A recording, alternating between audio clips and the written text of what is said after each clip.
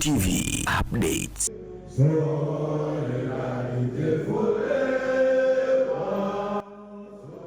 Ni Januari 27, 2026 ambapo ulifanyika uchaguzi mkuu wa viongozi wa chama cha wafanyakazi wa shughuli za meli na bandari DOUTA Tashiko Mwanza, Kyela na Kigoma. Tawi la Mwanza ulitanguliwa mkutano mkuu ambao ulifunguliwa na mkuu wa kitengo cha masoko na uhusiano kwa umma Tashiko, ambaye hapa alimwakilisha mkurugenzi mtendaji wa Tashiko.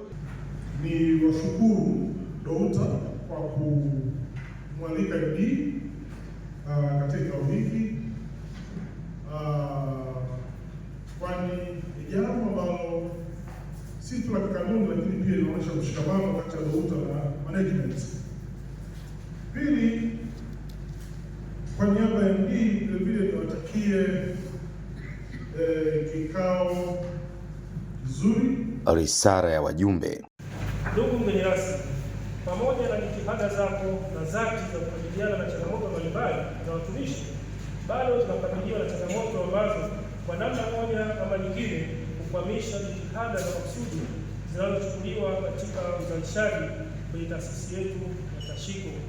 Tunaomba wewe pamoja na management muangalie namna bora ya kuzipatia ufumbuzi wa kupunguza ama kuondoa kabisa changamoto hizo ambazo ni kama ifuatavyo.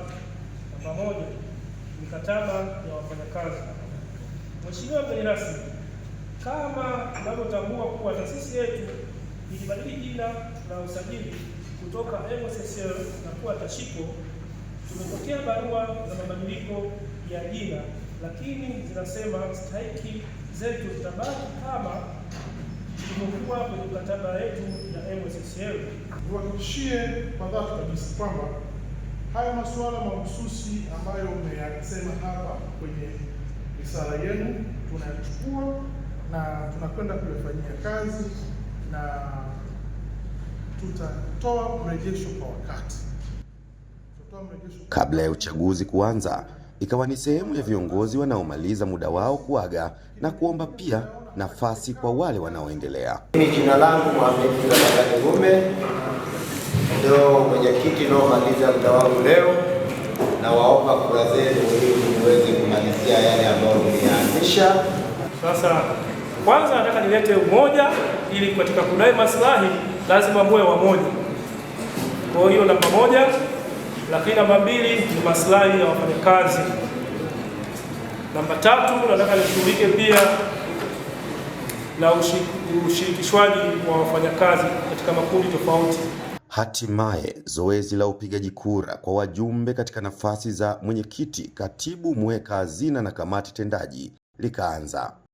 Matokeo ya jumla, nafasi ya mwenyekiti iligombewa na watu wawili, ndugu Lucas Singano na Mohamed Lume, ambapo katika kinyang'anyiro hicho ndugu Lucas Singano akaibuka kidedea pamoja na kamati tendaji inayojumuisha idadi ya wajumbe 18.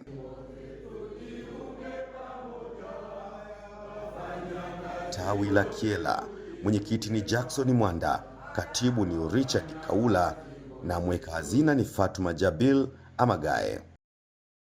Tawi la Kigoma, nafasi ya mwenyekiti imerejea kwa Isa Salum Mohamed, katibu Yusufu Ntahondi na mweka hazina Gerard Kondoe. Nafasi hizi ni za muda wa miaka 5.